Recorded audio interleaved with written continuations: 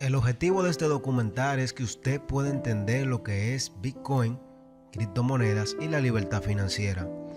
Pero antes, debe conocer exactamente lo que es dinero y de dónde proviene el sistema económico que tenemos hoy en día. Así que busque una tacita de café y póngase cómodo, porque lo que está a punto de escuchar le va a cambiar su punto de vista de lo que es el mundo en el que vivimos hoy en día. También ya en la parte final del video les voy a enseñar cómo pueden ganar sus primeras criptomonedas solamente por compartir este documental en sus redes sociales, Facebook, Twitter, entre otras.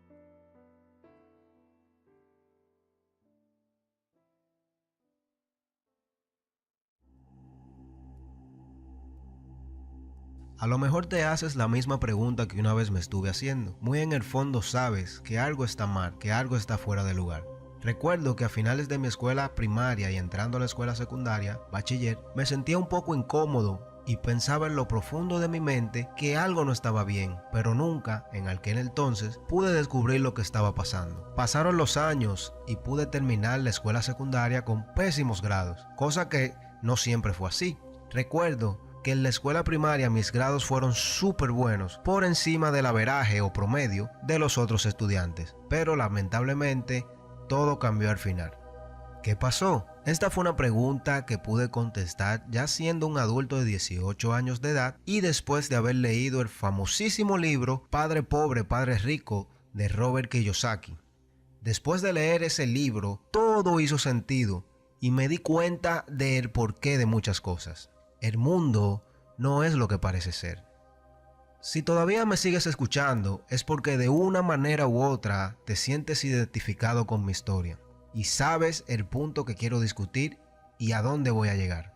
Pero no te preocupes, en el día de hoy no te voy a hablar ni de mí, ni de las escuelas, ni del monopolio que tienen las universidades, que ya sabemos todos que es un sistema diseñado para crear muchos empleados y pocos líderes. Educación, radio, televisión, salud y religión son otros temas que explicaré en otros videos, pero que van a la misma raíz del problema. En el día de hoy vas a aprender un poco más acerca de uno de los temas más polémicos, complicados, tabú, que a las escuelas, universidades y autoridades no les gusta mucho discutir, o mejor dicho, no te dan la información correcta y la hacen ver muy complicada para el ciudadano común. Ese tema se llama dinero, pero también a la misma vez, ya después que entiendas lo que es realmente el dinero, te explicaré la solución llamada blockchain, cadena de bloques, Bitcoin y criptomonedas.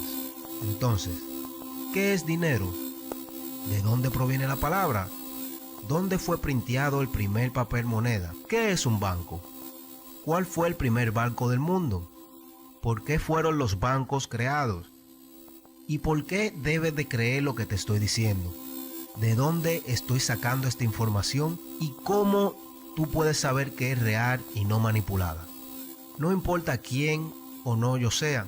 Imaginemos que solamente soy otra persona más en el mundo que se siente frustrada e impotente al saber una cruda realidad que nadie, ni en los medios de comunicación, ni en las universidades, ni en las escuelas discuten mucho, o mejor dicho, no la discuten. Entonces, para poder creer lo que te digo, no solamente necesitamos fuentes de informaciones concretas, necesitamos también detenernos varios minutos y hacer un análisis en frío y pensar profundamente en el porqué de las cosas. Si una persona, familia, entidad, tuviera control absoluto del dinero mundial, es decir, poder printear, poder no printear el dinero, ¿qué pasaría? Después de tener todo el dinero del mundo, que ya usted no pueda tener más dinero, después de ahí, ¿qué usted quisiera tener? Vamos a poner en una balanza la información que en el día de hoy estoy compartiendo con ustedes y la información que las universidades, las escuelas y los medios de comunicaciones te enseñan. Al final del día, usted tendrá la última palabra. Bienvenidos a la cruda realidad sin censura. Dinero, el engaño más grande del mundo. El siglo de la esclavización moderna. Parte 1. ¿Qué es la Reserva Federal? La Fed. Hi, I'm Buck, your personal tour guide to the Federal Reserve. I'm here to introduce you to one of the most complex but effective institutions in the United States. But don't worry, I'll explain it all in plain English. Just beside me is a road map of where we're going. Together, we'll walk through the Federal Reserve System, literally. And along the way, I'll show you just what goes on around here and why it's important. By the end of this tour, you too will be able to explain the Federal Reserve in plain English. There is no other agency of government which can overrule actions that we take. En lo que tenemos de vida, siempre nos han dicho que economía es aburrida, es torpe, no vale la pena perder el tiempo en internet. Nos han mentido toda nuestra vida. Revoluciones, guerras, pobreza. Todo depende de la economía. Y toda la economía depende de un concepto clave: dinero. Dinero es el agua en la que nuestra vida navega. Es tanto así que lo llamamos currency, corriente en inglés. En español, moneda corriente. Fluye alrededor de todos nosotros, nos lleva a borda y ahoga a aquellos que no son cuidadosos. Lo usamos todos los días y casi todo tipo de transacción que hacemos. Nuestra vida entera la pasamos trabajando por él, preocupándonos por él, ahorrándolo, gastándolo, tocándolo. Define nuestro estatus social, compromete nuestros valores. Gente está dispuesta a morir, pelear y matar por él. ¿Pero qué es exactamente? ¿De dónde viene? ¿Cómo es creado? ¿Quién lo controla? Es notable que dado el valor central que tienen nuestras vidas, ni siquiera ni una sola persona en 100 pudiera contestar esas preguntas tan simples acerca del dinero. So if you were planning a family, you'd want to know where babies come from. Yeah. And this is a lot about banking. So let me ask you, where does money come from? Where does the money come from? Where does any The money? government prints it. It's printed off. Where does money come from? How is new money created? By labor. People work and produce wealth, and the money is supposed to match that wealth. Where does money come from? Well, I have a pretty different outlook on money. It actually comes from like trees, right? Pero ¿por qué esto es así de esa manera? ¿Cómo podemos ser tan ignorantes con un tema tan importante como este? Son simples preguntas básicas para niños, pero lo tomamos como que si fuera un chiste, una broma. Crecen en los árboles. Ese estado de ignorancia tan profundo no puede venir de manera natural. Desde niños siempre somos curiosos acerca del mundo y ansiosos en saber cómo funciona todo. Y lo que pudiera dirigir a un mejor entendimiento de cómo el mundo funciona es el conocimiento acerca del dinero, su creación y destrucción. Sin embargo, discusiones relacionadas a este tema son fastidiosamente evitados en nuestras escuelas y ignorados nuestra vida entera. Nuestra ignorancia monetaria es artificial, una nube de humo que ha sido creada a propósito para perpetrar, con la ayuda de un sistema súper complicado, una jerga económica indescifrable. Pero no requiere de un economista para entender la importancia del dinero. En lo profundo sabemos que las guerras, la pobreza, la violencia que vemos alrededor de nosotros está amarrada directamente al dinero. Es como un súper rompecabezas de miles de piezas esperando que venga alguien y lo resuelva. Y lo es así. Si agarramos todas esas piezas de rompecabezas y las unimos, podemos ver la imagen del Banco Federal, un banco central de América y el corazón del sistema bancario de USA o los Estados Unidos. A pesar de su importancia en la economía, relativamente algunos han escuchado de él y otros pocos todavía no saben lo que es, a pesar de los intentos de descripción del mismo banco. Our economy runs on a complex system of exchange of goods and services, in which money plays a key part. Coin, currency, savings, and checking accounts, the overall supply of money is managed by the Federal Reserve. Money is the medium through which economic exchanges take place, and money as a standard of value helps us to set prices for goods and services. The job of managing money, monetary policy, is to preserve the purchasing power of the dollar while ensuring that a sufficient amount of money is available to promote economic growth. The Federal Reserve also promotes the safety and soundness of the institutions where we do our banking. It ensures that the mechanisms by which we make payments, whether by cash, check, or electronic means, operate smoothly and efficiently. And in its fiscal role, acts as the banker for the United States government. Now, these duties comprise the major responsibilities of our central bank. Para poder entender en realidad lo que es el Banco Federal, primero debemos entender los orígenes de esta. Debemos desarmar el rompecabezas. La primera pieza del rompecabezas nos lleva a la Casa Blanca. Es aquí donde la acta del Banco Federal, entonces conocida como factura monetaria o ley monetaria, se firmó como ley después de haber pasado la Casa del Senado a finales de diciembre del 1913. El periódico The New York Times, Nochebuena del 1913, describió la escena festiva de esta manera. El espíritu navideño impregnó la reunión, mientras la ceremonia fue menos impresionante que la reunión de la firma del acta de tarifa, Act of the Tariff, en octubre 3, firmada en la misma habitación. Los espectadores estuvieron más entusiasmados y aprovecharon cada momento para aplaudir. Allá en la Casa Blanca, ese fatídico diciembre en la mañana, el presidente Wilson firmó lo que fue el último pergamino que pasaba el control de todo el dinero americano a un cartel, una ganga bien organizada de corruptos tan exitosos, tan astutos, tan ocultos que inclusive ahora, un siglo después, pocos conocen de su existencia y de los detalles de su operación. Pero esos detalles han sido abiertamente admitidos por décadas. Por supuesto, así mismo como nos han enseñado que la economía es aburrida, nos han enseñado también que esta historia es aburrida. De esta manera es que el Banco Federal nos lo cuenta. The United States was facing severe financial problems. At the turn of the century, most banks were issuing their own currency, called banknotes. The trouble was, currency that was good in one state was sometimes worthless in another.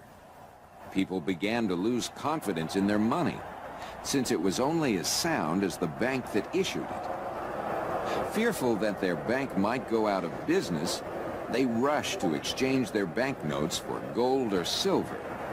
By attempting to do so, they created the Panic of 1907. During the panic, people streamed to the banks and demanded their deposits. The banks could not meet the demand. They simply did not have enough gold and silver coin available. Many banks went under. People lost millions of dollars. Businesses suffered, unemployment rose, and the stability of our economic system was again threatened. Well, this couldn't go on. If the country was going to grow and prosper, some means would have to be found to achieve financial and economic stability. To prevent financial panics like the one in 1907, President Woodrow Wilson signed the Federal Reserve Act into law in 1913. Esta historia es como la cuentan ellos, los vencedores corruptos, una manera simple y mediocre, así parecida a la inversión del hula hoop y el zipper al principio del siglo XX. La realidad es que la historia de la reunión secreta que dio nacimiento a la acta del Banco Federal es tan excitante y tan dramática como cualquier película de Hollywood. Y a lo mejor del caso es que es una realidad. Agarramos la historia adecuadamente en la oscuridad de la noche de un noviembre 22 del 1910. Un grupo de los millonarios más poderosos de América habían abordado un tren privado en rumbo a Hoboken, New Jersey. El carro negro que estaba esperando en la estación era del senador Nelson Ulrich, suegro del billonario heredero de la dinastía Rockefeller, John D. Rockefeller Jr., una figura central en lo que era el Comité de Finanzas del Senado, donde supervisaba las pólizas monetarias de la nación. Junto con él esa misma mañana estaba su secretario privado, Shelton, y el quien es el élite financiero del sistema bancario de la nación, A. Piat Andrew, el asistente secretario del Tesoro, Frank Bartlett, presidente del Banco de la Ciudad de Nueva York, Henry P. Davidson, socio mayoritario de la compañía JP Morgan, Benjamin Strong Jr., un asociado de JP Morgan y el presidente de la firma de banqueros Cole y Paul Warburg, heredero de la familia bancaria Warburg y yerno de Solomon Lowe de la famosa firma de inversiones Kuhn Lowe & Company.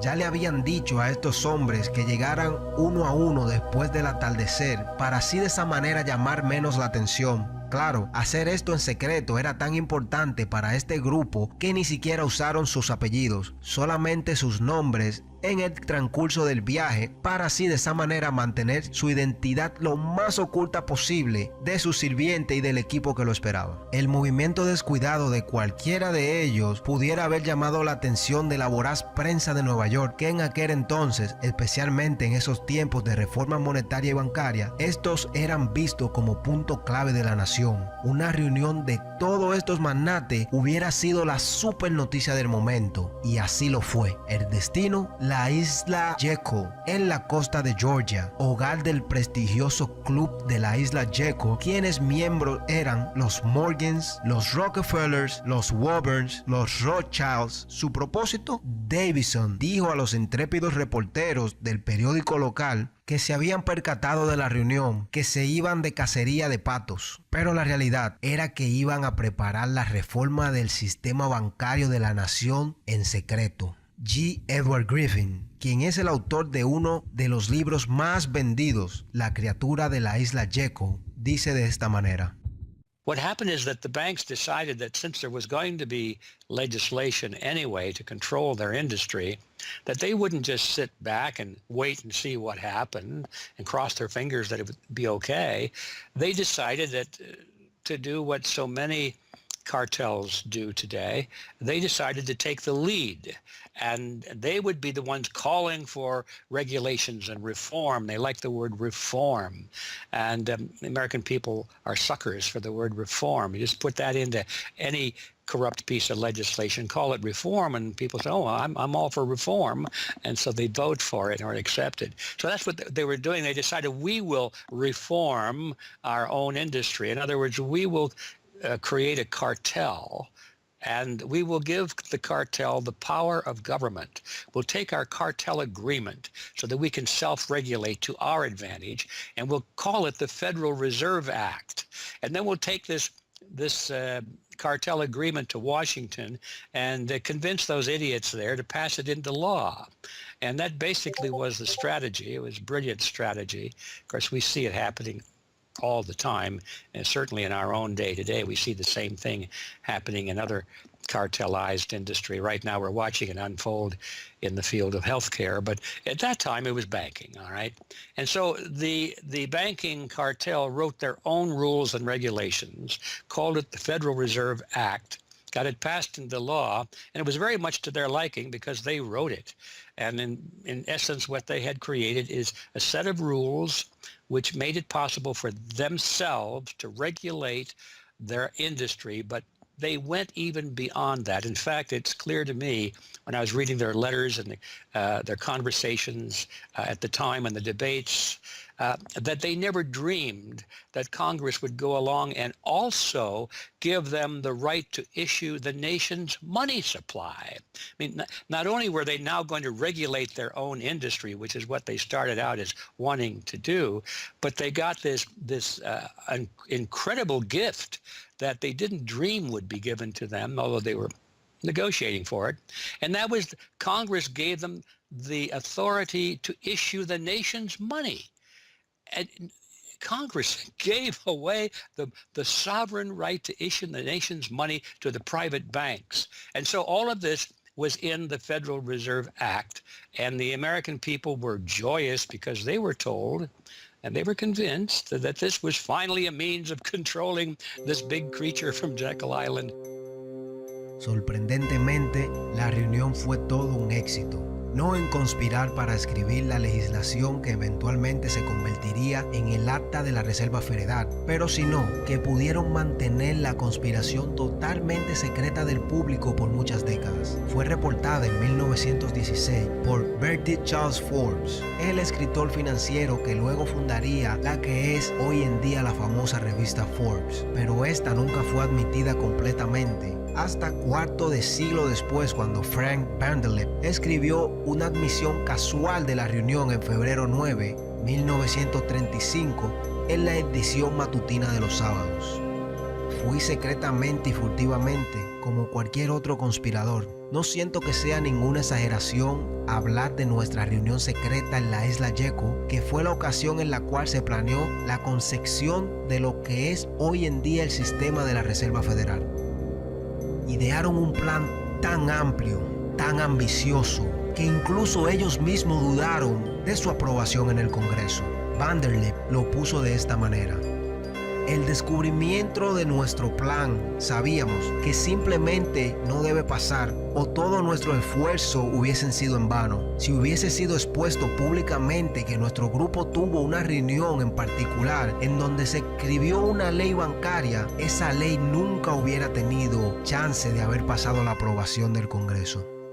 Pero entonces, ¿qué exactamente este grupo de conspiradores idearon en esa reunión de la isla Jekyll? Un plan para un sistema bancario central en el cual los dueños del mismo serían estos magnates. Un sistema que organizaría todos los bancos de la nación en un cartel privado cuyo propósito sería el dominio y control de la distribución del dinero.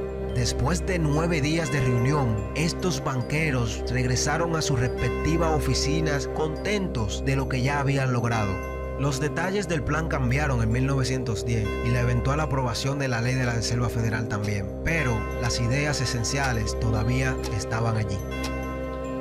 Esta escena en la isla Jekyll también es solo una pieza del rompecabezas más grande, y como cualquier otra pieza de un rompecabezas, tiene que ser vista desde un punto de vista más grande para así poder ser visible. Para entender las otras piezas de este rompecabezas, tenemos que viajar al pasado, mucho antes de la creación de la Reserva Federal.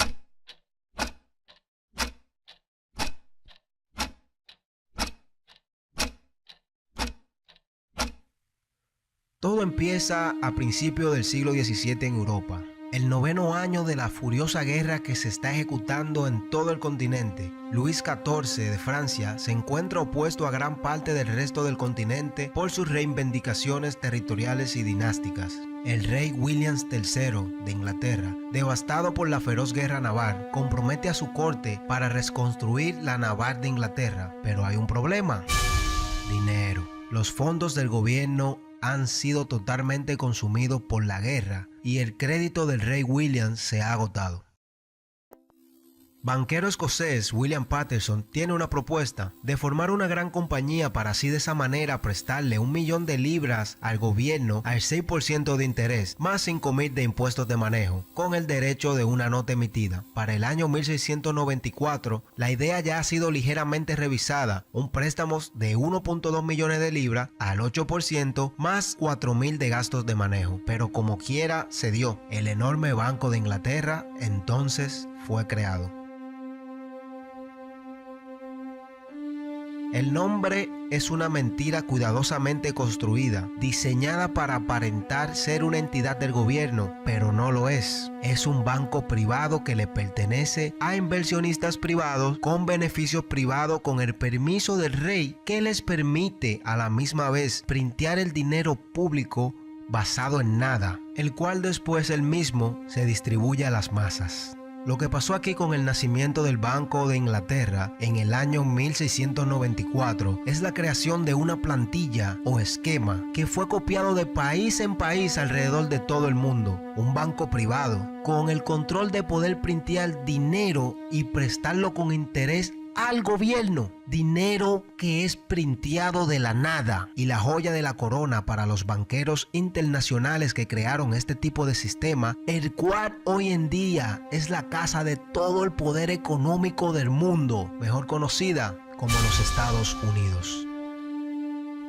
En muchos aspectos importantes, la historia de los Estados Unidos es la historia de la lucha del pueblo estadounidense contra los banqueros que desean controlar su dinero. En la década de 1780, con las colonias todavía luchando por la independencia en contra de la corona, los banqueros obtendrán su deseo.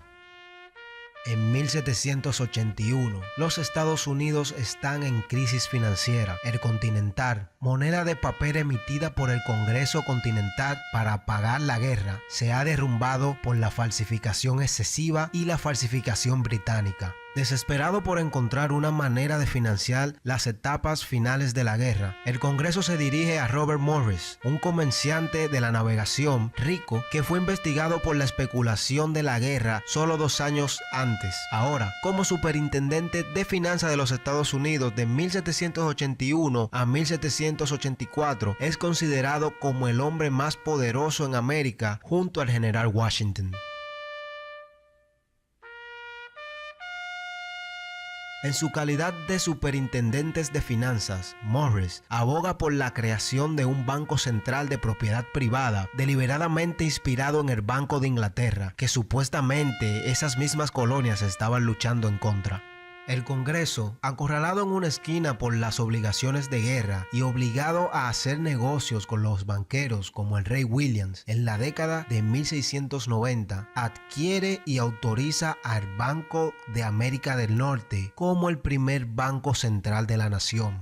Y exactamente como el Banco de Inglaterra entró en existencia prestando a la corona británica 1.2 millones de libras, el Banco de Norteamérica inició su actividad prestando 1.2 millones al Congreso.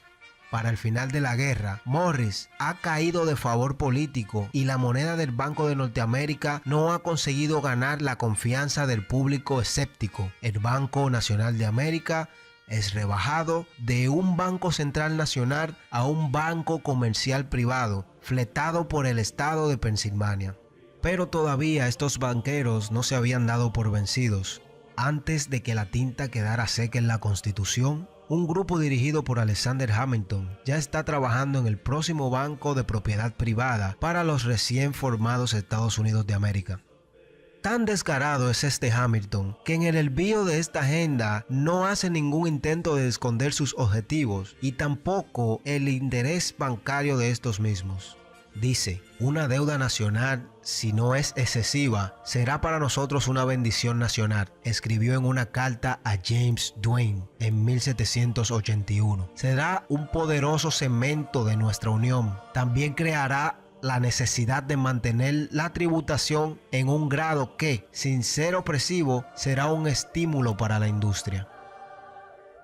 La oposición a Hamilton y su sistema basado en la deuda para establecer la finanza de los Estados Unidos es feroz. Dirigido por Jefferson y Madison, los banqueros y su sistema de esclavitud financiera es llamada por lo que es una fuerza de destrucción. Thomas Jefferson escribió: el espíritu de guerra y de acusación, desde la teoría moderna de la perpetuación de la deuda, ha empapado la tierra de sangre y aplastado a sus habitantes bajo las cargas que se acumulan.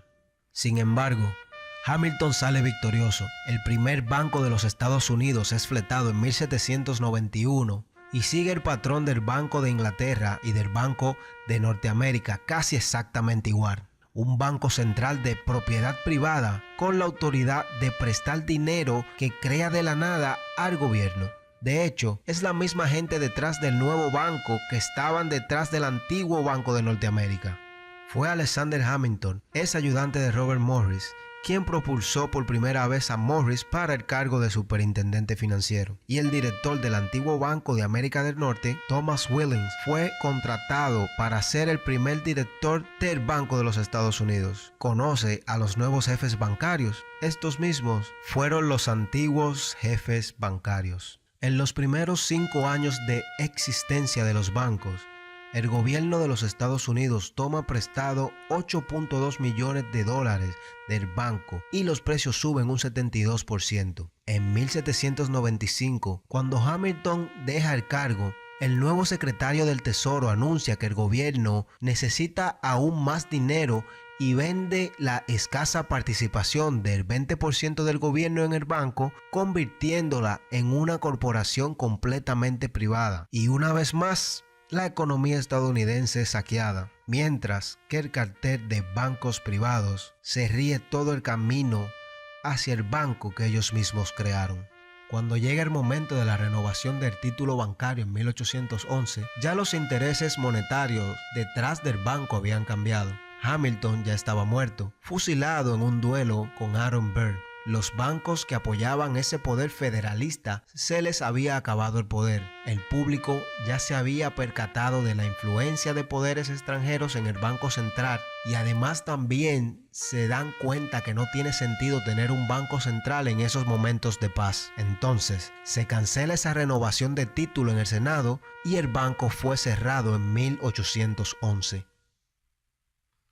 Menos de un año después, Estados Unidos vuelve a estar en guerra con Inglaterra. Después de 2 años de dura lucha, la deuda pública de Estados Unidos casi se había triplicado, pasando de 45.2 millones de dólares a 119.2 millones de dólares. Con el comercio en punto muerto, subiendo los precios, subiendo la inflación y aumentando la deuda, el presidente Madison firma la carta para la creación de otro banco central, el segundo banco de los Estados Unidos, en 1816. Al igual que los otros 2 bancos centrales, la mayoría propiedad privada y se le otorga el poder de préstamo de dinero para el gobierno, más dinero creado de la nada, asimismo, dinero creado del aire. La carta o título bancario de 20 años debe de expirar en 1836, pero el presidente Jackson ya ha prometido dejarla morir antes de la renovación. Creyendo que Jackson no arriesgará su oportunidad para la reelección en 1832, los banqueros remiten un proyecto de ley para renovar la carta del banco en julio de ese mismo año, 4 años antes de lo previsto. Sorprendentemente, Jackson veta, o mejor dicho, cancela la carta de renovación y pone en juego su reelección. En un mensaje de veto, Jackson escribe en términos inequívocos acerca de su oposición al banco. Cualquier interés o influencia, ya sea pública o privada, ha dado a luz a este acto. No puede encontrarse los deseos o necesidades del Departamento Ejecutivo por el cual la acción presente se es considerada prematura y las facultades conferidas a su agente no solo innecesarias, pero peligrosas para el gobierno y el país. Es de lamentar que los ricos y poderosos muchas veces doblen los actos del gobierno a sus propósitos egoístas. Si no ponemos de inmediato en justicia a los intereses conferidos por la legislación improcedente, hacer a nuestro gobierno lo que debería hacer, podemos al menos tomar posición contra todas las nuevas concesiones de monopolios y privilegios exclusivos, contra toda prostitución de nuestro gobierno al adelanto de los pocos a expensas de los muchos, ya a favor de un compromiso y una reforma gradual en nuestro código de leyes y sistema de economía política. La gente se fue del lado de Jackson y es reelegido con el eslogan Jackson sin bancos. El presidente hace bien su promesa. En 1833 anuncia que el gobierno dejará de usar el banco y pagará su deuda. Los banqueros toman represalia en 1834, provocando una crisis financiera y tratando de culpar a Jackson, pero no sirve de nada. El 8 de enero de 1835, el presidente Jackson logra pagar la deuda por primera vez y única en la historia de los Estados Unidos. La cadena de la deuda de los banqueros es eliminada. En 1836, la segunda carta del Banco de los Estados Unidos expira y el banco pierde su condición de banco central. Son 77 años de que los banqueros puedan recuperar la joya en su corona, pero no es por falta de intentarlo. Inmediatamente después de la muerte del banco, los oligarcas bancarios de Inglaterra reaccionan por con Trading Trade, contrato de intercambio, removiendo capital de los Estados Unidos, exigiendo el pago en monedas fuertes para todas las exportaciones. Las monedas fuertes eran oro, plata, entre otras. Y el endurecimiento de crédito. Esto da lugar a una crisis financiera conocida como el pánico de 1837. Y una vez más, la campaña de Jackson para matar al banco es culpada de la crisis. A lo largo de finales del siglo XIX, Estados Unidos se ve sacudido por un gran pánico que ha sido especulado salvajemente por los bancarios. Al amanecer del siglo XX, el grueso del dinero en la economía estadounidense se ha centralizado en manos de una pequeña camarilla de magnates industriales, cada uno con un pequeño monopolio en cada sector económico.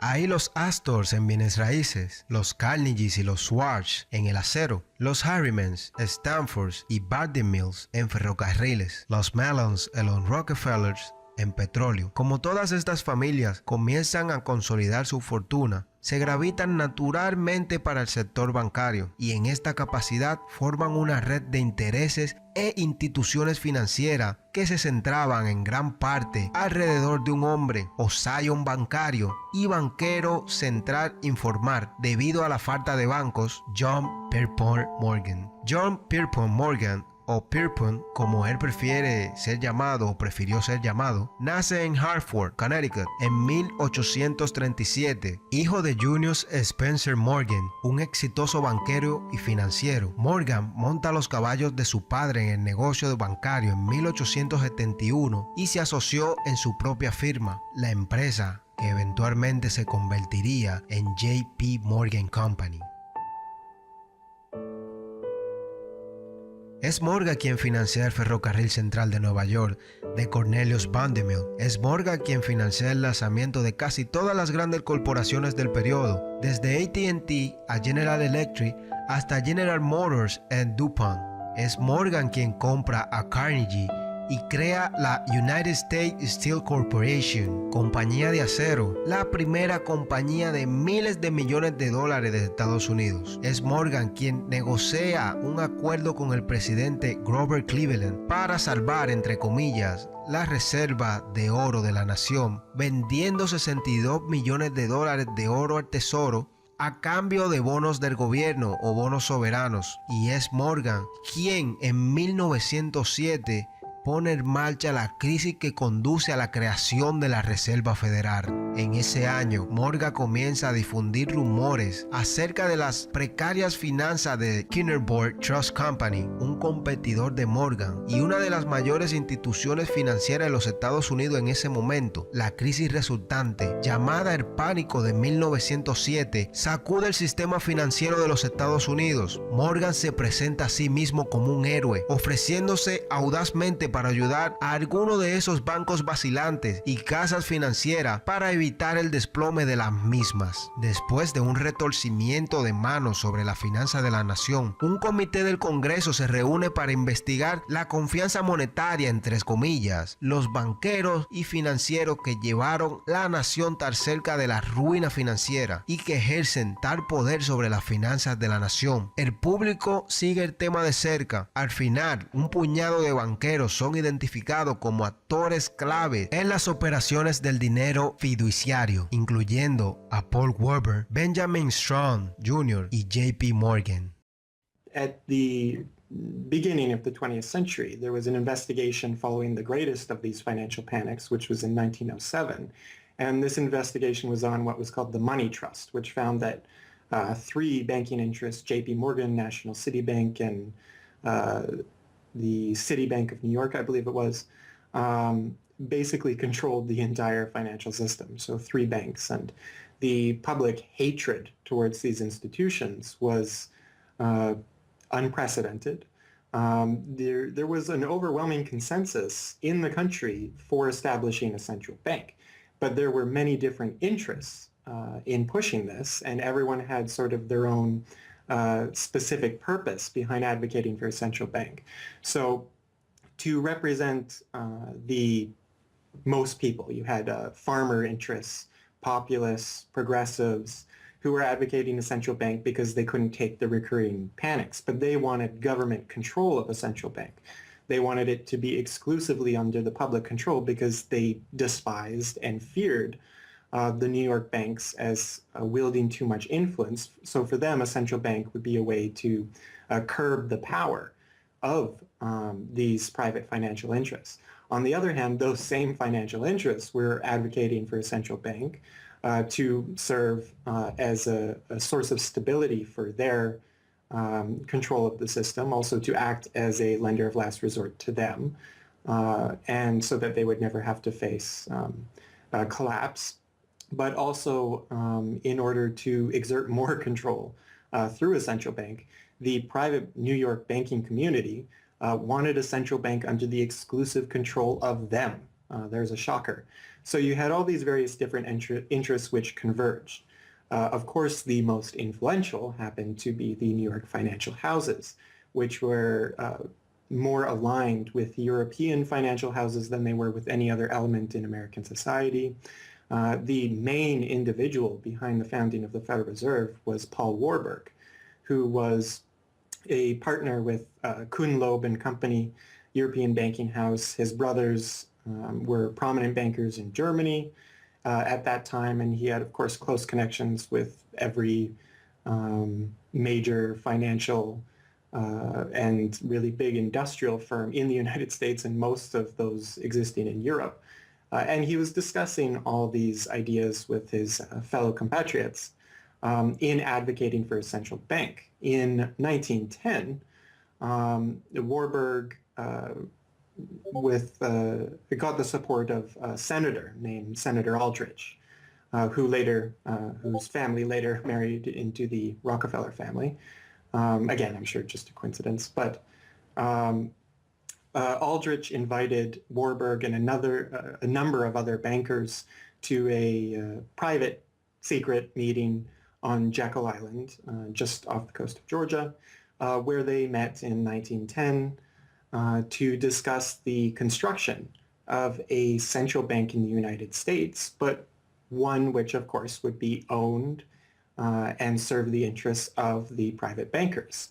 Aldrich then, in 1911, presented this as the Aldrich Plan or the Aldrich Bill in the U.S. Congress, and it was actually voted out.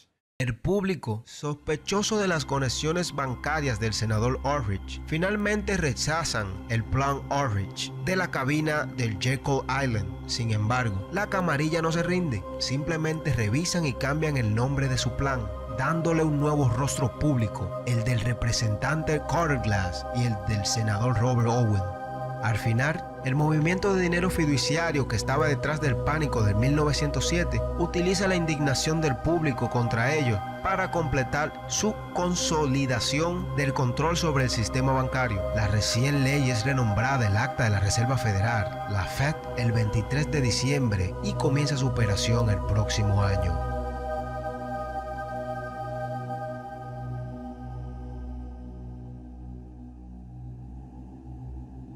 Parte 2. ¿Cómo funciona este engaño?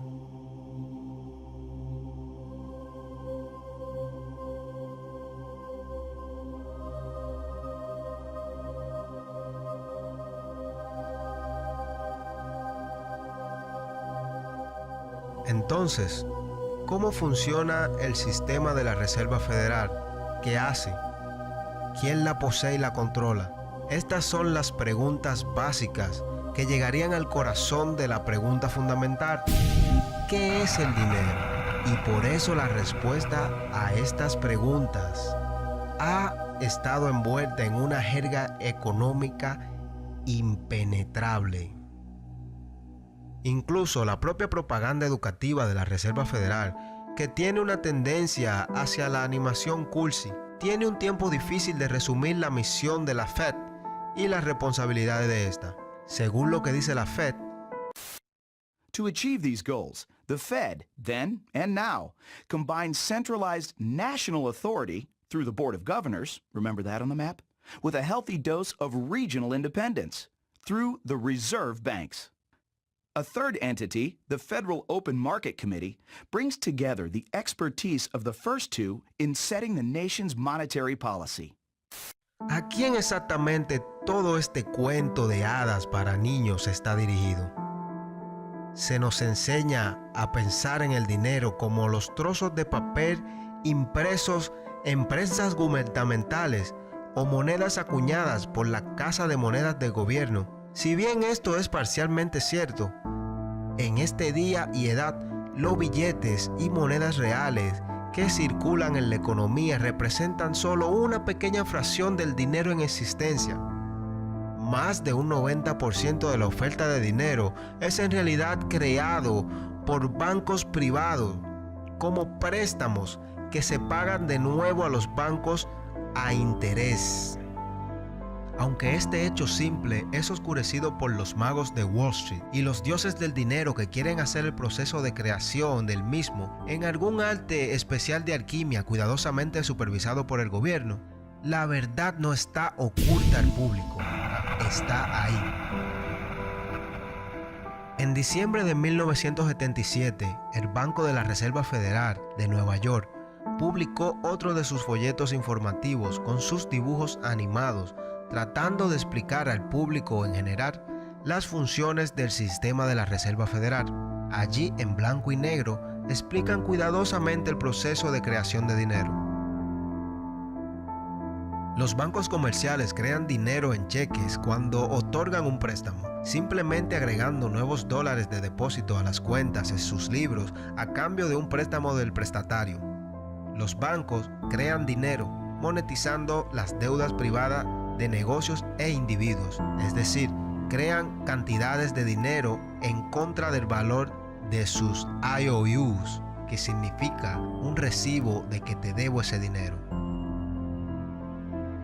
Allí está la gran mayoría del dinero en la economía, el dinero del talonario de cheques, entre comillas, en nuestras cuentas en el banco y que usamos en nuestra transferencia electrónica y pagos digitales, es creado no por una imprenta gubernamental, pero por el propio banco. Se crea a partir del aire como deuda, debida de nuevo al banco que lo creó en el interés. Esto significa que los préstamos bancarios no son dinero tomado de otros depositantes ni depósitos bancarios, sino dinero nuevo simplemente conjurado en existencia y colocado en su cuenta. Y el banco es capaz de crear mucho más dinero que tiene, dinero en efectivo para respaldar esos depósitos. La Fed afirma ser la entidad que supervisa y respalda a la industria bancaria. Se estableció, según su propia propaganda, estabilizar el sistema y evitar que vuelva a suceder las bancarrotas como el pánico del 1907. Throughout much of the 1800s, almost any organization that wanted could print its own money. As a result, many states, banks, and even one New York druggist did just that. In fact, at one time, there were over 30,000 different varieties of currency in circulation. Imagine the confusion.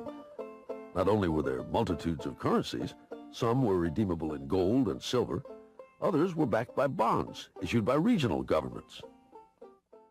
It was not unusual for people to lose faith both in the value of their currency and in the entire financial system. With many people trying to withdraw their deposits at once, sometimes the banks didn't have enough money on hand to pay their depositors. Then, when the funds ran out, the banks suspended payment temporarily, and some even closed. People lost their entire savings, and sometimes regional economies suffered. Obviously, something had to be done, and in 1913, something was. And that year, President Woodrow Wilson signed into effect the Federal Reserve Act. This act created the Federal Reserve System to provide a safer and more stable monetary and banking system. Si ese era precisamente su objetivo, no lo logró. Una de las mayores burbujas de la historia de los Estados Unidos ocurrió en 1920, apenas una década después de su creación. El estallido de esa burbuja, por supuesto, llevó directamente a la Gran Depresión y uno de los periodos más grandes de pobreza masiva en la historia de los Estados Unidos. Los economistas han sostenido durante mucho tiempo que la propia Reserva Federal fue la causante de la depresión por su mala administración de la oferta monetaria, como declaró el expresidente de la Reserva Federal, Bert Bernanke, en un discurso conmemorativo del 90 aniversario del crítico de la Reserva, Milton Friedman. Respecto a la Gran Depresión, tienen razón, lo hicimos, lo sentimos mucho, pero gracias a ti no lo haremos de nuevo. La estabilidad de precios, entre comillas, es otro principio citado del mandato de la Reserva Federal, pero aquí también la Fed ha fracasado completamente en cumplir sus propios estándares. Aside from the banking system, the Federal Reserve has another responsibility that's probably even more important. It's in charge of something called monetary policy. Basically, it means trying to keep prices stable to avoid inflation. Say you buy a CD today for $14. But what if next year the price of the CD jumped to $20 or $50? Not because of a change in supply or demand, but because all prices were going up. That's inflation. There are a lot of different causes of inflation, but one of the most important is too much money. The Fed can adjust the money supply by injecting money into the system electronically or by withdrawing money from the economy. Think of it. The Federal Reserve has the ability to create money and make it disappear. What's most important is what happens as a result. Anytime the supply of money is altered, the effects are felt throughout the economy. The Fed's methods have changed over time to take advantage of the latest computers and electronics, but its mission remains the same, to aim for stable prices, full employment, and a growing economy. 100 years ago, in 1913, the Fed was created, and we've marked it with a vertical line there. Consumer prices now are about 30 times higher than they were when the Fed was created in 1913. El papel moneda también es responsabilidad de la Reserva Federal.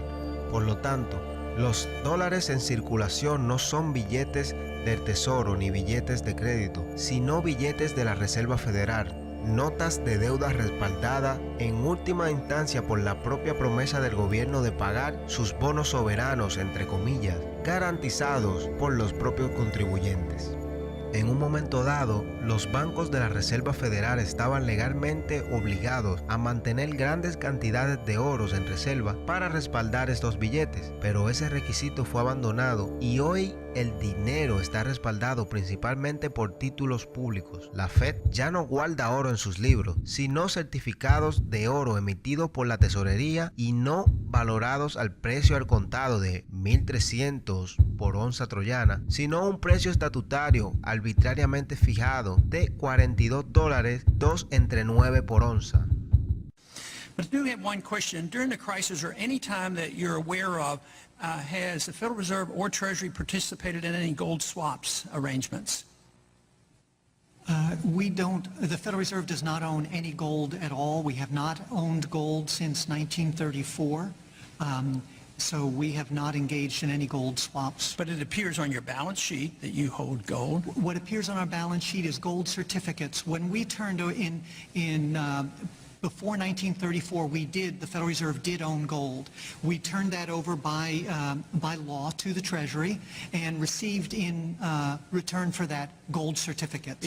If the Treasury entered into, because under the Exchange Stabilization Fund, I would assume they probably have the legal authority to do it. They wouldn't be able to do it then because you have the securities for essentially all the gold? No, we have no interest in the gold that is owned by the Treasury.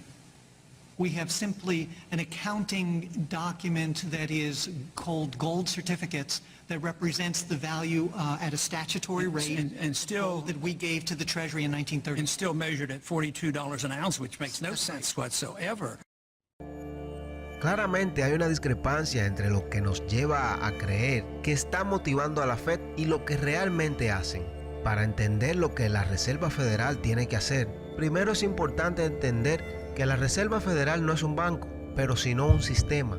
Este sistema codifica, institucionaliza, supervisa y subyace una forma de banca denominada banca de reserva fraccional, en la cual los bancos pueden prestar más dinero de lo que realmente tienen en sus bóvedas.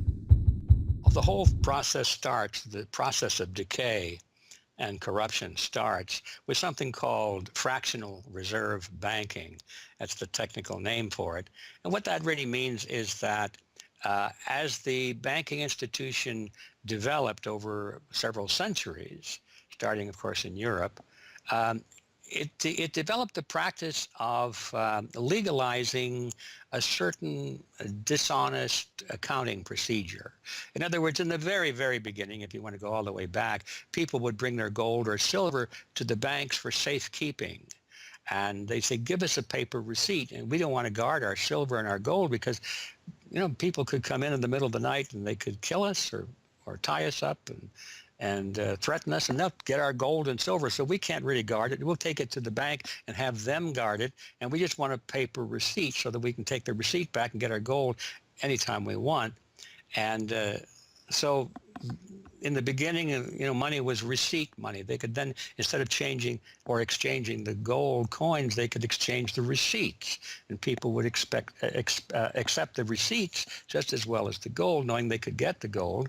And so these paper receipts being circulated were, in essence, the very first examples of paper money. Well, the banks learned early on that game that here they were sitting on this pile of gold and all these paper receipts out there. People weren't bringing the receipts in anymore. Very few of them, maybe 5%, maybe 7% of the people would bring in their paper receipts and ask for the gold. So they said, why don't we just sort of give more receipts out than we have gold? They'll never know because we only are asked at the best 7% of it, so we can create more receipts for gold than we have, and we can collect interest on that because we'll loan that into the economy and we'll charge interest on this money that we don't really have. And it's a pretty good gimmick, don't you think? And they, well, yeah, of course. And so that's how fractional reserve banking started. And now it's institutionalized, and they teach it in school. No one ever questions the integrity of it or the ethics of it. They say, well, that's the way banking works. And isn't it wonderful that we now have this flexible currency and we have prosperity and all of this sort of thing? So it all starts with this concept of fractional reserve banking. The trouble is with that is it works most of the time, but every once in a while, there are a few ripples that come along that are a little bit bigger than the other ripples, and maybe one of them is a wave, and more than 7% will come in and ask for their gold. Maybe 20% will come in, or 30%. And well, now the banks are embarrassed because the fraud is exposed. They say, well, we don't have your gold. What do you mean you don't have my gold? I gave it to you and put it on deposit, and you said you'd safeguard it. Well, we don't have it. We loaned it out. So then the word gets out, and everybody and their uncle comes and lines up for their gold. And of course, they don't have it, and the banks are closed. They have bank holidays, and the banks are embarrassed. They go out of business. People lose their savings, and you have these terrible banking crashes that were ricocheting all around the world prior to this time. And that's what caused the concern. One of the things that caused the concern of the American people, they didn't want that anymore. They wanted to put a stop to that. And that was the whole purpose, supposedly, of the Federal Reserve System, was to put a stop to that. But since the people who designed the plan to put a stop to it were the very ones who were doing it in the first place, you can not be surprised that their solution was not a very good one insofar as the American people were concerned. Their solution was to expand it, not to control it, but to expand it. See, prior to that time, this little game of fractional reserve banking was localized at the state level. Each state was doing its own little fractional reserve banking system. Each state, in essence, had its own Federal Reserve. Central banks were authorized by state law to do this sort of thing, and that was causing all this problem. And so the Federal Reserve came along and said, well, no, we're not going to do this at the state level anymore because look at all the problem it's causing. We're going to consolidate it all together, and we're going to do it at the national level. La clave del sistema, por supuesto, es quién controla este increíble poder para regular, entre comillas, la economía, estableciendo requisitos de reserva y centrándose en las tasas de interés. La respuesta a esta pregunta también se ha ocultado deliberadamente. El sistema de la Reserva Federal es una mezcla deliberadamente confusa de intereses públicos y privados, bancos de reserva, juntas y comités, centralizados en Washington y dispersos por los Estados Unidos. So you have the Federal Reserve Board in Washington, appointed by the president. That's the only part of this system that is directly dependent upon the government for input. That's the federal part. that the government, the president specifically, gets to choose a few select governors. The 12 regional banks, the most influential of which is the Federal Reserve Bank of New York, essentially based in Wall Street to represent Wall Street, is representative of the major Wall Street banks who own shares in the private, not federal, but private Federal Reserve Bank of New York. All the other regional banks are also private banks. They vary according to how much influence they wield, but the Kansas City Fed is influential, the St. Louis Fed, the Dallas Fed. But the New York Fed is really the center of this system. And precisely because it represents the Wall Street banks who appoint the leadership of the New York Fed. So the New York Fed has a lot of public power, but no public accountability. It has no oversight. It does not answer to Congress the way that the chairman of the Federal Reserve Board of Governors does. And even then, the chairman of the Fed, of the Federal Reserve Board, who is appointed by the president, does not answer to the president. He does not answer to Congress. He goes to Congress to testify, but the policy that they set is independent. So they have no input from the government. The government can't tell them what to do, legally speaking. And of course, they don't. Do you think it would cause problems for the Fed or for the economy if that legislation was to pass? My concern about the legislation is that if the GAO is auditing not only the operational aspects of our programs and the details of the programs, but is making judgments about our policy decisions, that would effectively be a takeover of monetary policy by the Congress, a repudiation of the independence of the Federal Reserve, which would be highly destructive to the stability of the financial system, the dollar, and our national economic situation. The Federal Open Market Committee is responsible for setting interest rates. Now, this committee, which is enormously powerful, has as its membership the governor and vice chair of the Federal Reserve Board. But the Federal Open Market Committee, most of the membership is the presidents of the regional Federal Reserve banks representing private interests. So they have significant input into setting the interest rates. Interest rates are not set by a public body, they're set by private financial and corporate interests. And that's whose interests they serve, of course. La razón por la que la Reserva Federal hace tantos esfuerzos para hacer que su estructura organizativa sea lo más confusa posible es encubrir los enormes conflictos de interés que están en el centro de ese sistema. El hecho es que el sistema de la Reserva Federal está compuesto por una junta de gobernadores, 11 bancos regionales, un comité de mercado abierto. Los bancos miembros de propiedad privada de cada voto de la Reserva Federal votan sobre la mayoría de los directores del Banco de la Reserva y los directores votan en los miembros para servir en el Comité Federal de Mercado Abierto que determina la política monetaria. Incluso se da a Wall Street un asiento principal en la mesa, con la tradición sosteniendo que el presidente del poderoso Banco de la Reserva Federal de Nueva York sea nombrado el vicepresidente de la FOMC, los Comités Federales de Mercado Abierto, y sea nombrado miembro permanente del comité. En efecto, los bancos privados son los determinantes clave en la composición del FOMC, que regula toda la economía. Según la Fed, sus decisiones de política monetaria no tienen que ser aprobadas por el presidente o cualquier otra persona en los poderes ejecutivos o legislativos del gobierno. O, en las mismas palabras de Alan Greenspan, la Reserva Federal es una agencia independiente y esto significa que no hay otra agencia del gobierno que pueda anular las acciones que tomemos. What is the proper relationship, what should be the proper relationship between a chairman of the Fed and a president of the United States? Well, first of all, the Federal Reserve is an independent agency, and that means basically that there is no other agency of government which can overrule actions that we take. La Fed continúa en sí misma la mitologización para afirmar que no es una institución privada y lucrativa. Esta caracterización es, en el mejor de los casos, deshonesta y en el peor de los casos, una mentira absoluta. Los bancos regionales son ellos mismos corporaciones privadas, como se señala en un fallo de la Corte Suprema de 1928.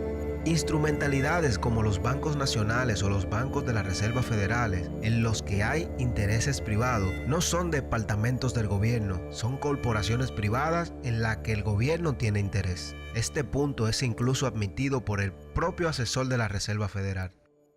Our regulations do specify overall terms for the lending, but the day-to-day operation of the banking activities are conducted by the Federal Reserve banks. They are banks, and indeed they do lend, and they So do interact they're their with own depositors. agency then, essentially, They are in not that agencies. regard. Yes, they're not agencies, Your Honor. They're persons under FOIA. Each Federal Reserve Bank, the stock is owned by the member banks in the district, 100% privately held. They have private boards of directors. Majority of those boards are appointed by the independent banks, private banks in the district. They are not agencies. Estas corporaciones privadas emiten acciones que están en manos de los miembros que conforman el sistema, convirtiendo a los bancarios en los últimos propietarios de los bancos de la Reserva Federal. Aunque las ganancias de la Fed son devueltas al Tesoro cada año, las acciones de los bancos miembros de la Fed les ganan un 6% de dividendo. Según la Fed, la naturaleza fija de estos rendimientos significa que no se mantienen con fines de lucro. A pesar de la naturaleza deshonesta de esta descripción, es importante entender que los banqueros que poseen la Reserva Federal, de hecho, no hacen su dinero directamente de la Reserva Federal. En cambio, los beneficios son mucho menos obvios y mucho más insidiosos. La forma más sencilla de entender esto es que, como lo demuestra un siglo de historia y el ejemplo específico de la última crisis financiera, la Fed fue utilizada como un vehículo para rescatar a los miembros banqueros que poseen los bancos de la Fed, en el ejemplo más obvio de conciliación fascista inimaginable. Have enriched themselves as a result of institutional speculation on a large scale, as well as manipulation of the market. And secondly, what they have done is that they have then gone to their governments and said, well, we are now in a very difficult situation and you need to lend us, you need to give us money so that we can retain the stability of the financial system. And who actually lends the money or brokers the public debt? The same financial institutions which are the recipients of the bailout, okay? And so what you have is a circular process. It's a diabolical process. You're lending money, you're not lending money. You're handing money to the large financial institutions, and then this is leading up to a mounting public debt in the trillions, okay? And then you say to the financial institutions, we need to establish a new set of treasury bills and government bonds, etc., which of course are sold to the public, but they are always brokered through the financial institutions, which establish their viability and so on and so forth. And the financial institutions will probably buy part of this public debt. So that in effect what the government is doing is financing its own indebtedness through the bailouts. It hands money to the banks, but to hand the money to the banks, it becomes indebted to those same financial institutions, and then it says, well, we now have to emit large amounts of public debt. Please, can you help us? And then the banks will say, well, your books are not quite in order. And then the government will say, well, obviously they're not in order because we've just handed you $1.4 trillion of bailout money, and we're now in a very difficult situation, so we need to borrow money from the people who are, in fact, the recipients of the bailout. So this is really what we're dealing with. We're dealing with a circular process. La crisis del 2008 y subsiguientes rescates bancarios son simplemente los ejemplos más recientes y descarados de los conflictos fundamentales de interés en el corazón del sistema bancario central privado de los Estados Unidos. Cabe mencionar que después de esta crisis se crea el Bitcoin. Comenzando con el colapso de Lehman Brothers, septiembre de ese año, la Reserva Federal se embarcó en un programa sin precedente de rescate y servicios especiales de cero interés para los mismos bancos que habían causado la crisis de la hipoteca en primer lugar. Por la cartelización de la estructura de la Reserva Federal y por lo tanto no por accidente, fueron los mismos presidentes que habían supervisado las prácticas crediticias de sus bancos que terminaron en las posiciones de directores de los bancos de la Reserva Federal que votaron dónde dirigir los billones de dólares en dinero de rescate y, como era de esperar, los dirigieron hacia sus propios bancos. Un impresionante informe de la Oficina de Responsabilidad del Gobierno de 2011 examinó 16 trillones de servicios de rescates extendidos por la Fed a raíz de la crisis y expuso numerosos ejemplos de flagrantes conflictos de interés. Jeffrey Immelt, director ejecutivo de General Electric, actuó como director en el Consejo de la Reserva Federal en Nueva York, al mismo tiempo que la Fed proporcionó 16 millones de dólares de financiamiento a General Electric. Por su parte, el presidente ejecutivo de JP Morgan Chase, Jamie Dimon, también fue miembro de la Junta Directiva de la Fed de Nueva York durante el periodo que vio 391,000 millones en préstamos de emergencia de la Fed dirigidos a su propio banco. En total, los miembros de la Junta Directiva de la Reserva Federal estaban vinculados a 4 billones de dólares en préstamos a sus propios bancos. Estos fondos no fueron utilizados simplemente para mantener estos bancos a flote, pero en realidad para devolver a estos bancos conectados a la Fed un periodo de ganancia récord en el mismo periodo que el trabajador promedio vio disminuir sus salarios reales y la economía en la calle desplomada. Entonces el presidente de la Reserva Federal, Ben Bernanke, se enfrentó a estos conflictos de interés por el senador Bernie Sanders. Sanders, tras la publicación del informe de la GAO en junio de 2012, dice de esta manera: This is not something the Federal Reserve created. This is in the statute. Congress in the Federal Reserve Act said this is the governance of the Federal Reserve, and more specifically that bankers would be on the board. And 6 out of 9. Sorry? 6 out of 9 in the regional banks are come from the banking industry. That's correct. And that is in the law. And right. I'll answer your question, though. The answer to your question is that Congress set this up. We have tried, I think we've made it into something useful and valuable. We do get information from it. But if Congress wants to change it, you know, of course, we will work with you to find alternatives. Bernanke tiene toda la razón. Estos conflictos son, de hecho, en parte de la propia institución, una característica estructural de la Fed que fue respaldada en la ley de la Reserva Federal hace más de 100 años por los banqueros que conspiraron para cartelizar la oferta de dinero de la nación. Esta es una razón más por la cual la Reserva Federal debe de ser eliminada.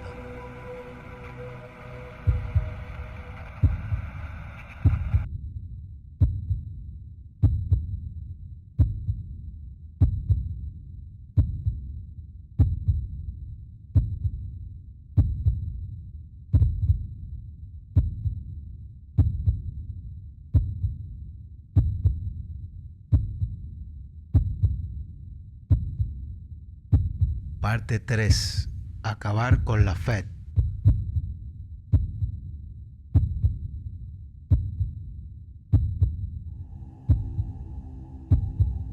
Ahora sabemos que durante siglos la gente de los Estados Unidos han estado en guerra con los oligarcas bancarios internacionales. Esa guerra se perdió en 1913 con la creación de la Reserva Federal. Con la aprobación de la Ley de Reserva Federal, el presidente Woodrow Wilson condenó a la población estadounidense a un siglo en el que la oferta monetaria misma dependió de los caprichos de la cabala bancaria. Un siglo de auges y bustos, burbujas y depresiones ha llevado a una redistribución mayorista de la riqueza hacia aquellos que están en lo más alto del sistema. En el fondo, las masas trabajan en pobreza relativa. Los hogares de un solo ingreso se convierten en hogares de doble ingreso por necesidad. Su calidad de vida se erosiona lentamente a medida de que los billetes de la Reserva Federal que pasan por dólares son devaluados.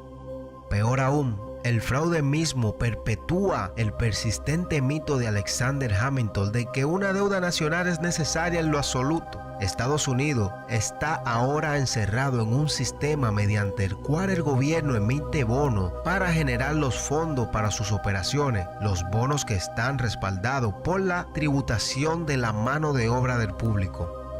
Los perpetradores de este fraude, mientras tanto, permanecen en las sombras, ignorados en gran parte por el público en general, que podría reconocer instantáneamente al último galán de Hollywood o a Idol of Pop, pero no tienen ni idea de lo que hace el jefe de Goldman Sachs, ni la Reserva Federal de Nueva York, ni tampoco quiénes son. Esta cabala no obedece ninguna nacionalidad, ni filosofía, ni credo, ni código de ética. Ni siquiera están motivados por la codicia, sino por el poder que el control de la oferta de dinero inevitablemente trae consigo. After a person has all the money in the world that you could possibly use to buy anything you want, what's left to capture your imagination? And the answer, of course, is power. Power over people. Now, money is power over people, but there's another power over people as well, and that is the political power, the social power. And I think this has now become the dominant driving force of these people. They've already got the money. They've got it locked down. Now they're striving for this new world order, as their name for it. They want all of the world into one political unit, which they dominate, not only with money, but with military and psychological means and education and media and propaganda. They want total control over every human on the planet. And by golly, they're moving pretty rapidly in that direction.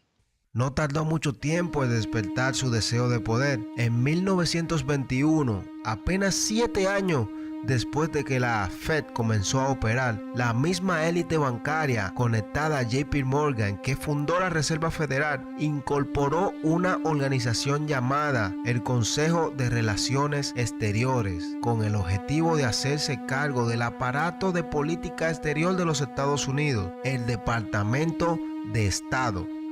Aunque hoy en día solo hay 4,000 miembros en la organización, su número de miembros incluye 21 secretarios de defensa, 18 secretarios del Tesoro, 18 secretarios de Estado, 16 directores de la CIA y muchos otros altos funcionarios gubernamentales, oficiales militares, élites empresariales y por supuesto los banqueros. El primer director del CFR fue John W. Davis, abogado personal de JP Morgan y millonario por derecho propio. Juntos con sus organizaciones hermanas en Gran Bretaña y en otras partes del mundo, estos grupos trabajarán hacia lo que llamaron un nuevo orden mundial de control financiero y político total, dirigido por los propios banqueros.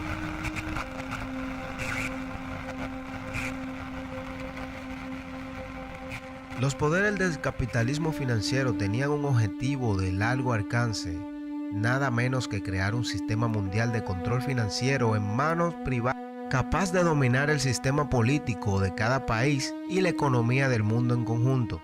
Este sistema debía ser controlado de manera feudal por los bancos centrales del mundo, actuando de concierto mediante acuerdos secretos alcanzados en frecuentes reuniones y conferencias privadas. La meta del sistema sería el Banco de Pagos Internacionales de Basilia, Suiza, un banco privado controlado por los bancos centrales del mundo, que eran ellos mismos corporaciones privadas. Es por eso que los banqueros y sus socios en el gobierno y los negocios conspiraron para provocar la crisis del 2008, no por la búsqueda del dinero, sino por el poder. De la misma manera que los banqueros usaron el pánico de 1907 para consolidar su control sobre la oferta monetaria, esperan utilizar la crisis del 2008 y los pánicos subsiguientes que ellos mismos han creado para consolidar su control político. The global financial crisis has been expanded from G7 to G20 because the leading 7 developed countries cannot solve the crisis alone. This expanded meeting raises the question whether a new global financial system will be created. So is this some sort of new world order, which Gordon Brown kind of alluded to? British Prime Minister Gordon Brown has described the quote-unquote guiding principles to be addressed at the summit. They are transparency, sound banking, responsibility, integrity, and get this, global governance, unquote. I think a new world order is emerging, and with it the foundations of a new and progressive era of international cooperation. La conclusión inevitable que fluye necesariamente de la verdadera comprensión de esta situación es que el sistema de la Reserva Federal tiene que ser enviado a la papelera de reciclaje de la historia. Después de un siglo de esclavitud, es hora de que el público estadounidense finalmente deseche las cadenas de deuda de los banqueros. If there was ever a point in human history to start questioning alternatives, this would be it. And to think that where we are and simply say, oh, well, this is the best of our options. How many of the best options lead to self-destruction? Doesn't sound like a best option. I think that with a world of 7 billion people, we can probably come up with something better than a system in which a few thousand people benefit so much at the expense of everything else on this world, and at the expense of the potential for the future of mankind. They're leveraging our future. And so long as we accept this way of thinking, so long as we accept these institutions as having dominance, that's the direction we'll be going. So I think reform is a good way to try and stall and to push back directly against the expanding and evolving power structures. But radical change is what's really needed, and that has to be built from the bottom up. But I think that these two processes can and should go together in parallel. Si has llegado tan lejos, felicitaciones. Ahora estás mejor informado sobre la historia económica de los Estados Unidos y la verdad sobre la Reserva Federal que el 99% de la población. Recuerden que esto es un esquema que empezó en Europa y se ha propagado exitosamente en todo el mundo. El objetivo de este cartel no es solamente los Estados Unidos, pero sino, como ellos mismos dicen, un nuevo orden mundial. Y ya están empezando por la India. Fíjense ahora lo que está ocurriendo en India, la desmonetización de 2 de los billetes de banco más grandes de la India, que constituían más del 80% de la moneda circulante, ha dejado a millones de ciudadanos sin efectivo. Por esto, esos ciudadanos hicieron largas colas en cajeros automáticos a cualquier hora del día, y en muchos de esos cajeros automáticos se replicaba el mismo inconveniente. Miles de cajeros aún no estaban reconfigurados para emitir justamente la nueva serie de billetes de otro tamaño, las 2.000 rupias justamente. Si bien el gobierno anunció hoy mismo nuevas medidas justamente para paliar toda esta situación que ha generado furia a ese punto entre los ciudadanos, el gobierno, si bien ha anunciado estas medidas para aliviar lo que se llama la crisis de liquidez, aún se dan situaciones como las siguientes. He estado buscando un cajero automático desde las 11 de la noche. Yo he sido capaz de encontrar uno solo, que ahora son casi las 4 de la mañana. Hay un pequeño inconveniente en este momento, pero al menos nuestro futuro será asegurado. Son las 3:30 de la mañana y mi mujer está llamando desde el hospital y preguntando cuándo voy a volver. ¿Qué están haciendo? Estamos en dificultades, no he comido ningún alimento. Solo espero que pueda conseguir algo de dinero de alguna manera. ¿Qué usted cree que pasaría si no existiera dinero cash o efectivo? ¿Qué usted cree que pasaría si dependiéramos solamente de dinero digital controlado por un grupo de corruptos? Una vez que aprendemos de esta estafa, muchas personas se motivan para hacer algo al respecto, como es el caso aquí en dinerosconopciones.com. Estaremos trabajando fuertemente en este tipo de videos documentales para así de esa manera poder ayudar y seguir ayudando a las personas a despertar de la fantasía que nos han estado vendiendo desde hace mucho tiempo. Esta es la naturaleza viral de la verdad suprimida. Un ejemplo es que ya han surgido muchos movimientos para abolir a la Reserva Federal, como es este caso en Europa. I started this movement because I realized that the Federal Reserve Act, in my opinion, is one of the most worst laws in the whole world. So a private banking company is lending America the money, and in my opinion, America is not any more democratic. The Federal Reserve tells the government what to do, and that's a problem. It's a very big problem, especially in the U.S. Why is it a global issue, and why are people doing it here in Germany? Because when you realize that this finance system, it's a global system. You have to go to the really beginning of the system. And in my opinion, it's also the World Bank and the International Fund of Currencies and stuff like this.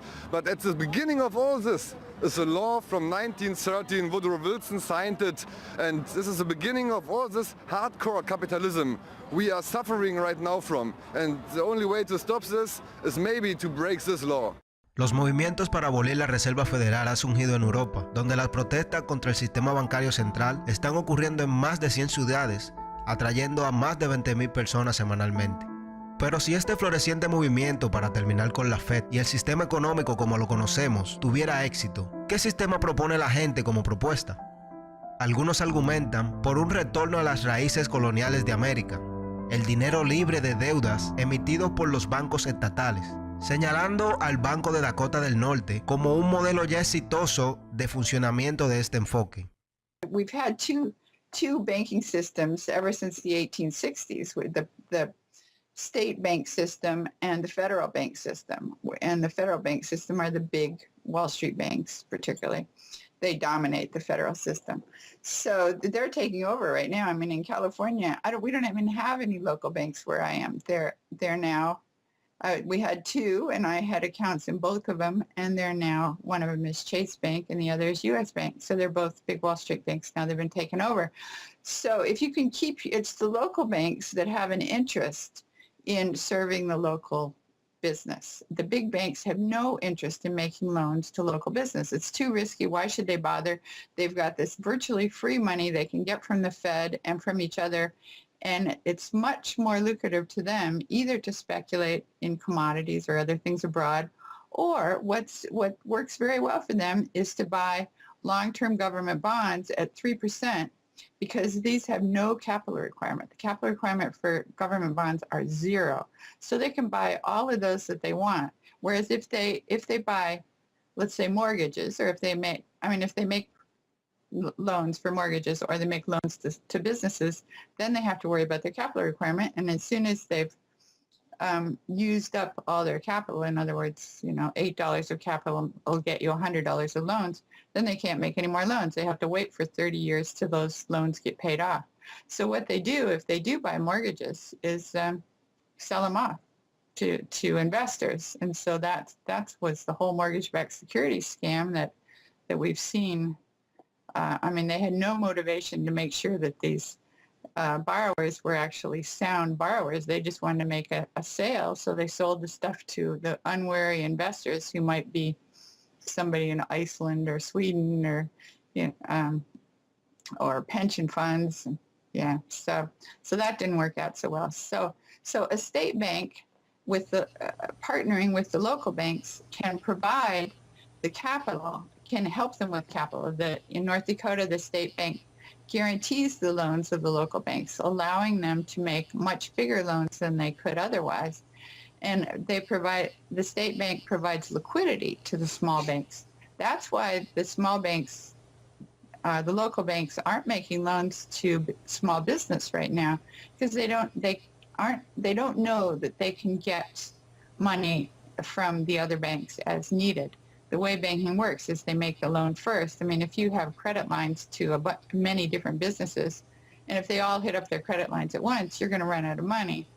So you don't dare do that unless you know that you can get short-term loans from the other banks. And what's happening right now, even though there's $1.6 trillion in excess reserves sitting on the books of the big banks, they're not available to the little banks. And the reason is because the Fed is paying 0.25% interest on those reserves. So the banks have no incentive to lend them to the little banks. Why let go of them when you can make just as much keeping them, and then you still have your reserves, and you can use them as collateral to buy bonds or something that'll make you more money. So the whole system is messed up. And in North Dakota, the Bank of North Dakota provides the liquidity for these local banks. Well, 22 years ago in Ithaca, New York, I noticed that a lot of people, friends particularly, had skills and time that were not being employed or respected by the prevailing economy. And while we had much desire to create things and trade them with each other, and many services we could provide to each other. We didn't have the money. So, since I have a background in graphic design, journalism, and arrogance, I went to my computer and designed paper money for Ithaca, New York. Designed pretty colorful money, with pictures of children, waterfalls, and trolley cars, and denominated in hours of labor. 1 hour note, half hour, quarter, eighth hour note, 2 hour note, and then began to issue to each of the pioneer traders who had agreed to be listed in the directory a specific starter amount. And the game began. An hour was worth, has been worth an hour of basic labor, or 10 US dollars, which at that time, 20 years ago, was double the minimum wage. People who usually expect more than $10 per hour of their service can charge multiple hours per hour, but the denomination puts between us as residents of our community that reminder that we are fellow citizens, not merely winners or losers scrambling for dollars. And it introduces us to each other on the basis of these skills and services that we have, that we are more proud to provide for each other than often is the case with a conventional job, just the stuff we have to do to get the money to pay the bills. So through that trading process, that more intimate scale process within the community, we're more easily able to become friends and lovers and political allies. It's an inspiring story, and tell people about how much money has circulated through this community. I mean, it's important for people to understand just how successful this has been. Because we're not a computer system, we don't have a specific volume of trading recorded, but by the grapevine, by phone surveys, and over the years watching the money move, we were able to guess very reliably at several $1 million equivalent of this money has transacted over those years, making loans without charging interest up to $30,000 value, which is the fundamental monetary revolution in our system. Then as well, making grants of the money to over 100 community organizations. Otros argumentan por las monedas cuya naturaleza matemática les impide ser conjurados a la existencia siempre que un gobierno federal les dé la gana de hacerlo. Bitcoin o criptomonedas. What people have to understand about Bitcoin is that it's a completely decentralized network. There's no central server, there's no controlling company, there's no office. It's just free software that anyone can download and start running on their computer anywhere in the world. And that the Bitcoins themselves can be transferred to or from anyone, anywhere in the world. And it's impossible for any bank or government or entity to block you from sending or receiving those Bitcoins. There's a limited supply of those Bitcoins. There will never, ever, ever be more than 21 million Bitcoins. And so because, like everything, the price is set based on supply and demand, because the supply of Bitcoins is limited and the demand is increasing as more and more people start to use them and more websites start to accept them, the price of Bitcoins in terms of dollars is going to have to increase even a lot more than the $500 per Bitcoin that it is today. Are there any drawbacks at all to the idea of using a cryptocurrency?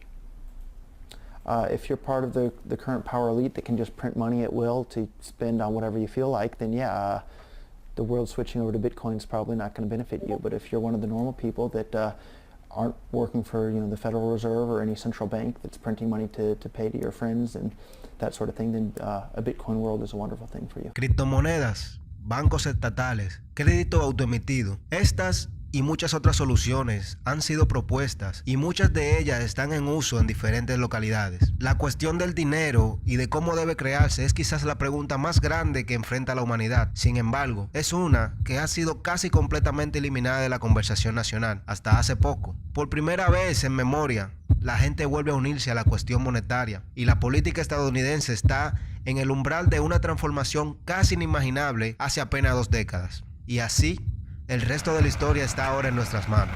Una vez que entendamos la estafa que ha tenido lugar, la consolidación gradual de la riqueza y el poder en manos de una élite de pocos oligarcas bancarios y el creciente empobrecimiento de las masas, usted puede optar en seguir bajo el mismo sistema que lo está suprimiendo, o puede aportar a la causa solamente por darle like y compartir este video. Como ya había dicho en la primera parte de esta serie, el objetivo de este documental es el entendimiento del dinero desde otro punto de vista, para entonces de esa misma manera poder llegar a entender lo que es Bitcoin y las criptomonedas. Las criptomonedas no es más que una nueva oportunidad que la humanidad nunca había tenido de poder escapar del sistema en el que vivimos, una matriz que ha sido esparcida como virus en toda Latinoamérica y el resto del mundo. Muy pronto viene el nuevo video documental explicando la revolución mundial, Bitcoin y criptomonedas, aquí en dineroconopciones.com. También estaremos aportando nuestro granito de arena. Tenemos un fondo en criptomonedas totalmente dedicado a esas primeras personas que compartan este documental en sus redes sociales. Cuando comparte este documental en su cuenta de Facebook, Twitter, le mandaremos cierta cantidad de criptomonedas a su wallet, monedero digital. Haremos las entregas de la moneda live para transparencia de las mismas. De esta forma, estaremos incentivando a la población a integrarse más a este nuevo ecosistema. Ojo, este fondo es limitado y solamente podrá reclamar la moneda después de 48 horas de haber compartido el video. Verificaremos manualmente la cuenta de los ganadores y solamente es permitido compartir una sola vez por cuenta. Más detalles en la descripción de este video. Recuerda también que si usted considera que estamos aportando valor para liberarnos de este sistema que nos manipula, únetenos y difunde esta información para mostrarle al mundo que podemos ser libres realmente. Recuerden que la educación no cambia el mundo, cambia a las personas que van a cambiar el mundo. Muchísimas gracias.